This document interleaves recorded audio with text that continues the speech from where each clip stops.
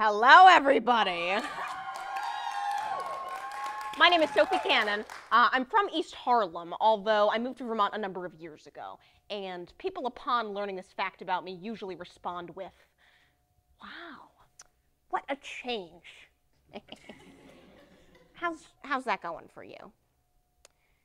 As one of 7 students of color in a school of 777 students, I would say that it's a pretty good question.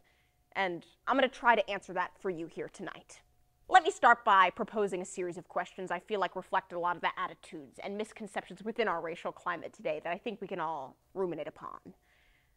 For example, am I letting the black people in my life know that I support them and hear them often enough?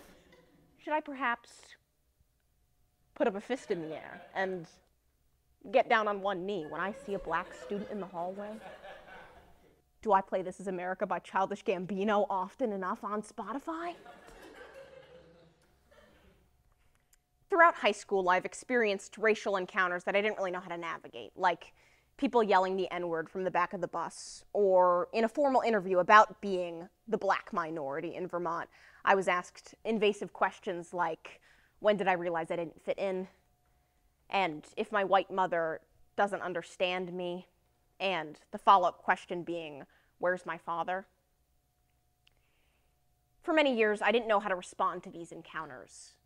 I didn't really have the language or confidence to really talk about it, or my ability to recognize these scenarios was clouded by a level of self-doubt. But a few events this year forced me to confront these issues. There was a party back in the fall that many classmates attended, and at this party, in the middle of the night, a few of the students left, and they came to my house. And observed from the camera at the end of our driveway, these students got down on one knee. This is not what Colin Kaepernick was getting at, by the way, when he took a knee, to clarify.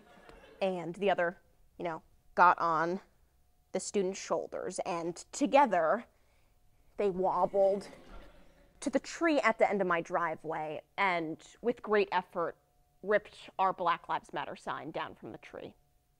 2 weeks later, I found out that the sign was brought back to the party and burned. Wonder if they played any Childish Gambino at that party. I mean, probably not This Is America, but he does have that song called Bonfire. The investigation the school conducted on this incident concluded that, by the 504 Act, although inappropriate conduct had occurred, this was not racial harassment. Burning a Black Lives Matter sign says to me, and to millions of others like me, that being killed, being dehumanized for centuries, and still living in a system built to disadvantage us not only does not matter, but isn't even worth fighting for.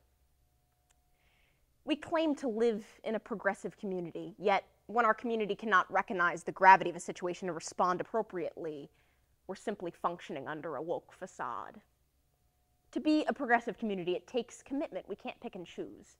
And, well, it's over time that we commit. Thank you, Vermont. Good night.